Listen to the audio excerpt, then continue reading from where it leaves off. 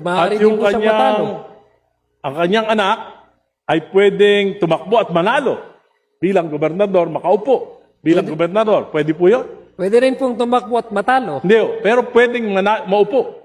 Pwede pong manalo at matalo. O nga po, pwede nga pong, pag nanalo, mauupo. Tama? Tama So, po. sabay Pero sila. Tama po. Isang senador, isang governor. Tama? Tama Sabay po yun. sila. Pwede pong maging sabay, pwedeng hindi magsabay, pwedeng matalo yung isa Hindi sa nga po, kanila. kung mananalo, sabay sila, pwede. Kung yung frame of mind niyo po, ang gusto niyo Hindi pong po, yun ang frame. Ang tinatanong ko lang po, simple lang. Kung sabay silang manalo, sabay sila makakaupo. Tama? Hypothetically, posible mangyari po. Mr. Yes. Speaker. At nangyayari po yan. Tama Marami naman pong- po, Mr. Speaker. Marami pong, may senador po, mayor, ang asawa.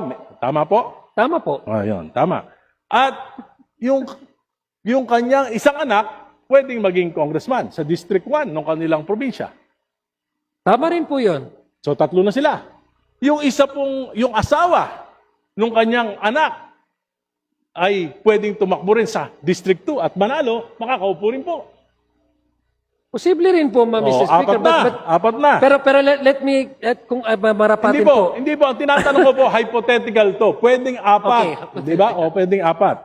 Ngayon po, yung kanyang apo, tumakbo rin at nanalo bilang mayor nung capital town. Pwede pa rin po ba yun? Makakaupo pa rin? Napaka-active naman po ata yung pamilya. Marami yan. Marami yan dito sa Kongreso. Hindi po yan hypothetical. Nangyayari yan sa kasalukuyan. 5, pwede sila. Pwede. Pwede rin po matalo. Oh, pwedeng manalo, makakaupo pa rin. Ayon sa proposal ng batas na yan. Pwede po maging vice mayor nung kanyang apo, yung kanyang pinsan. Kung tatakbo po yung kapatid niya na sobrang active sa isang munisipyo, dahil mas active naman po yung kapatid na isang munisipyo, bawal na po yun. Kasi hindi po pwedeng... Hindi po, sinasabi ko po, yung pinsan niya, tumakbong vice mayor niya, pwede? Pwede naman po Oh, yun. dahil second degree lang. At yung pinsan niya sa isang kapatid ng kanyang tatay, tumakbong konsyal, pwede pa rin pong manalo. At makaupo. Tama po? Tama po. So, 7 na sila. At yung asawa nung kanyang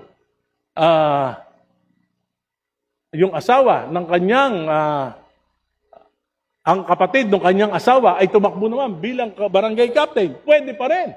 Tama po? Tama po. Pero pwede po ako mag-explain kasi puros lang kung tama o mali. Hindi, yun ang Hindi, walo kung na. mamarapatin. I am asking this question. This is Let me just a allow me- premise. This is just a premise at meron po tayong Okay, but let itatanong me pagkatapos. explain, Mr. Speaker. If my good Hindi friend, po. isa sa pinaka nirerespeto ko.